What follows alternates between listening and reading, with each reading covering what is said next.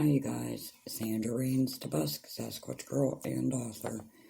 So, here's a picture I got about a year after we bought this place. I'd say 2015. And it was back in our woods on our trails. When I got home, I look at my SDs all the time from, pictures I take. And I saw this.